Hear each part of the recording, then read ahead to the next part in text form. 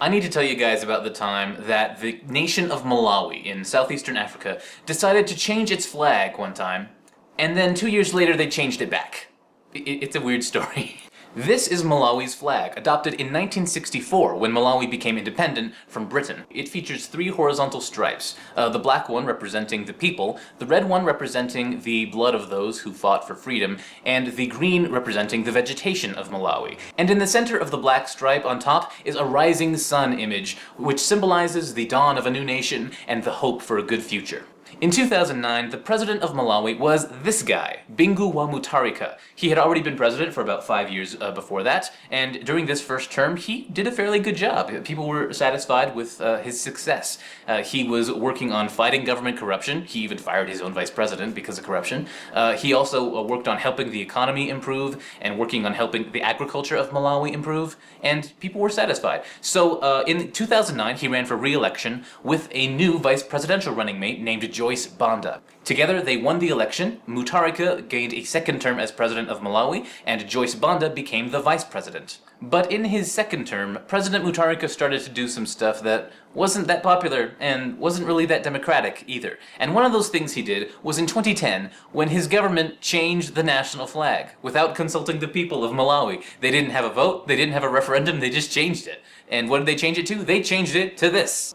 You can see they changed the order of the colors of the stripes in the background, but the big change was to the sun. They turned it from a red rising sun at the top of the flag to a white, complete, full sun in the middle of the flag. When he was announcing the new design, President Mutharika said this: "We cannot continue to be at dawn in 2010 as we were in 1964. We don't have to live permanently in the past. There comes a time things have to change, and the change of the flag was no exception." He was basically saying that Malawi wasn't hoping to become a developed nation anymore. Malawi was a developed nation. Yippee! We made it, everyone! We are a great developed nation now. Let's celebrate with a full sun instead of a rising sun. That was basically what he was saying.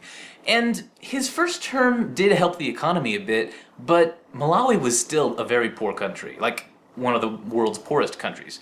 It was a little early to celebrate, a lot of people were saying. And of course, the original flag was the flag they've had since independence. He didn't ask anyone if they wanted to part with this in the first place.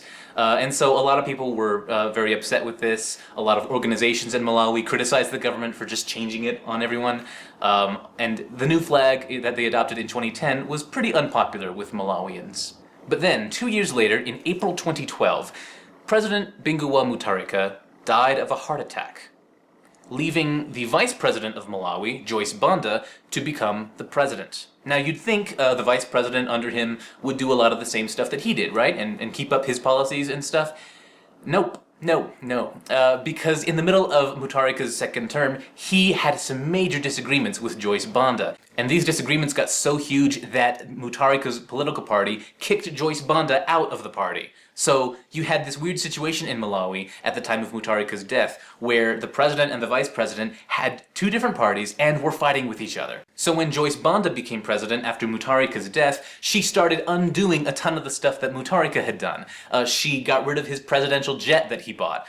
She fired his cabinet. And of course, she brought back the original flag of Malawi. And to this day, this is still their national flag. So, through Malawi's entire history as an independent country, this has been their flag, except for those 2 weird years at the end of Bingu wa Mutharika's presidency. So what's the moral of the story? I guess don't change your national flag without consulting the people first. Or else they'll change it back after you die. I guess that's the moral of the story.